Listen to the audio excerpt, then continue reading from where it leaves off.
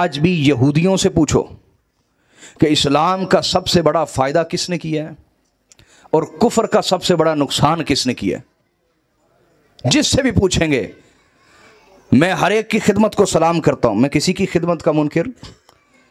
हज़रत खतीजा ने अपने माल से खिदमत की, हज़रत अबू बकर सिद्दीक ने अपने माल से खिदमत की, हज़रत उस्मान गनी ने अपने माल से खिदमत की, हज़रत अम्मार इब्न यासिर अपना जिस्म अपनी जान पेश कर रहे हैं, ईंटें उठा के ला रहे हैं हुजूर के हुक्म पर, मस्जिद नबवी बन रही है। समझ आ रही है? हर एक की खिदमत का अपना अंदाज, अबू ज़र गिफारी का अपना अंदाज, सुहैब रूमी का अपना अंदाज, बिलाल हबशी का अपना अंदाज। लेकिन मैं बात कर रहा हूं कि सबसे मुश्किल और सबसे बड़ी खिदमत किसने सर अंजाम दी। समझो, किसी भी इस्लाम के दुश्मन से पूछोगे वो सच बोल लेगा, लेकिन अफसोस यह है कि मुसलमानों का मुल्ला सच बोलने को तैयार नहीं।